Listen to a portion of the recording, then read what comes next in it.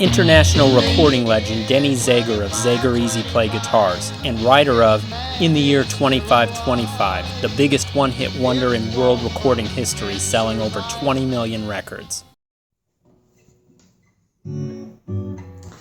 I've done quite a few things on capos. I can't stress how important the capo is. And a lot of you are sitting there saying, but the capo, that's a crutch. The only reason they're calling it a crutch is it got a bum run 10 years ago.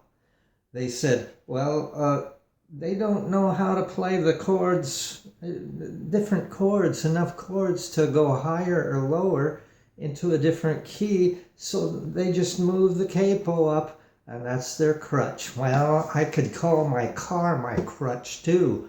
Why didn't I walk 50 miles to work? Well, I don't know about you. I'm in good shape, but physically, that is.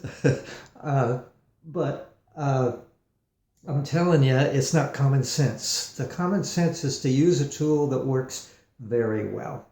A lot of you don't know that the capo adds 10 to 15% more playing ease to your guitar. It brings the strings down a little bit further. The strings don't fan out as far.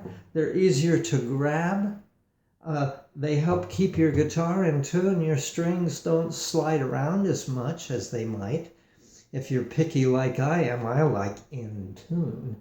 And the capo is just a tool, a part of my life. Every good guitar player that I've ever seen, whether they sang with it or did instrumentals or whatever, if they've really researched, they found that it's a wonderful tool, and it does work. And you're back there using your square wheels on your car or whatever you're doing. It wouldn't surprise me that tools are there to use, and we understand how they work, and you can call them what you want to call them. A capo is not a crutch. Let that be known. Okay. I'm not awake yet this morning. I'm videotaping in the morning as usual when my mind is fresh. I forgot to tell you I'm not awake yet. So you might keep that in mind. What I'm going to do is show you, along with a couple tricks, or knowing a few tricks about a capo, I'm going to show you how to put this one on. There are quite a few different kinds. This is the one with the best patent on it. This was one of our earlier ones. The later ones are a little bit fancier, but they work on the same principle. And they're really an asset to everything you're doing here, playing, whether you be vocalizing with it or whatever. This one is an easy one to work with. You don't take it apart or anything. If you want to see this, okay, it's just got a little thing that you turn and adjust the thickness of it and how tight it is. You don't need it very tight. A lot of people think it has to clamp like, well, if you have a guitar that's not a Zager guitar, the strings are that far off and you have to clamp them down, that's a thing of the past. Okay, we put it where we want it. It'll slide very easy, and I'm going to demonstrate this, how you put it on. First of all, the safe area is in between the two frets. If you come up a little bit too close, then, let me put it on here, and I'll review this. If you put it too close, then you're bumping into it. If you go back too far, this is for the beginners here. You pros, and I've seen that done tons of times. Okay, but if you go back too far, then you get that. Okay, so the middle of the road is best to remember. I usually go up just a little bit past the mid-range, and if you watch me do this really closely, I don't know if you'll be able to see it with the camera or not. I get it where I want it, then I put these two fingers down right here, And in behind, I'm clamping here to get a grip on it with the hind fingers. With these two fingers here, I'm going behind, and the thumb. So I don't know if you can see that on there. You got the two fingers here, and then the thumb down here, as you can see. And you get it where you want it. That's the proper place, probably. And you push down on it. Now you can clamp it down tight. And you don't have to clamp it very tight, that's all. In other words, just make sure all the strings resonate. Now when I want to change it, I just change it there. That's all I do, just turn it 2 turns and move it where I want. And you can go, well, the highest you can probably go on this. Have to loosen a little bit because the neck is narrower down here and wider down here. Okay, so I do the same thing up here. Maybe you can see me do it. These two, and the other one's gripping on the back of the neck.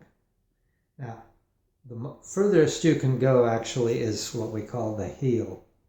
Naturally, you can't go any further. You're bumping into the heel, which is back here, and then you're bumping into this. So you can still play. Now that's one of the things I love most about the capo again. You get the sound and resonance of the strings at a higher level. Most of the time you're playing down here, and everybody thinks, well, that's the way you play.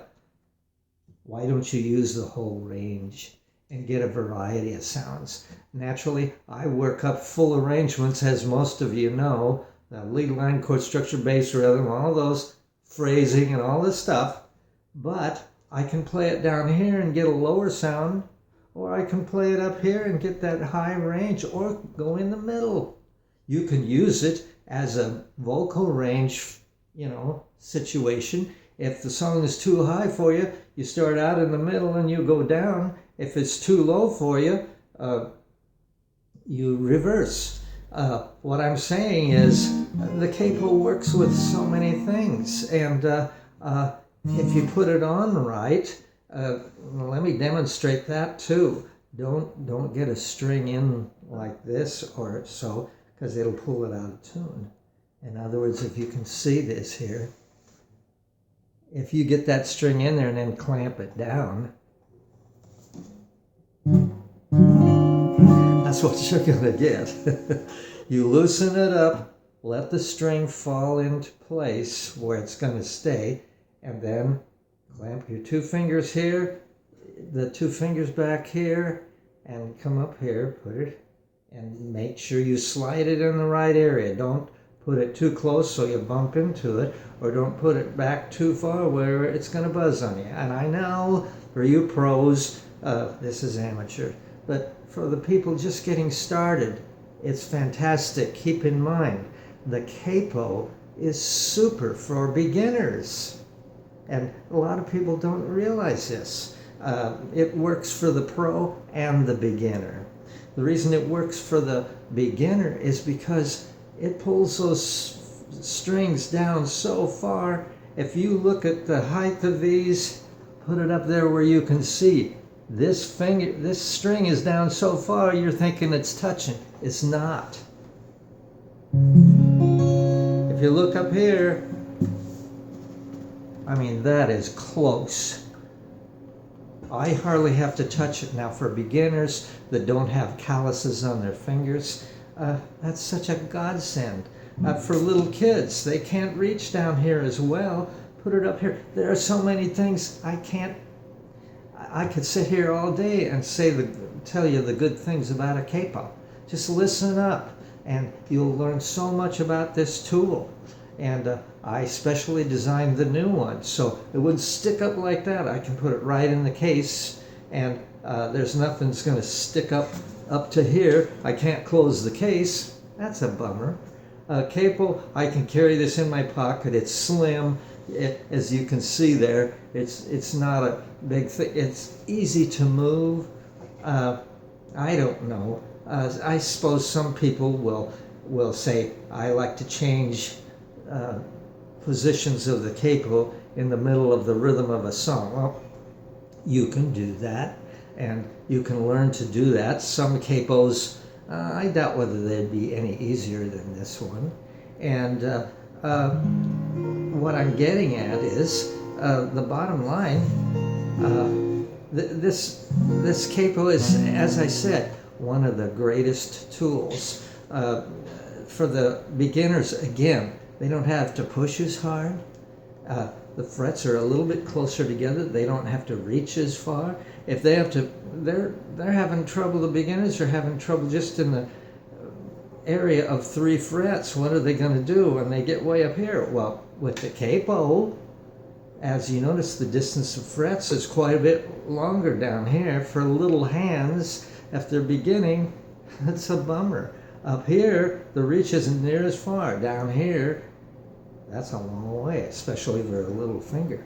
Down here, that little finger is not nearly, you'll use that little finger a great deal.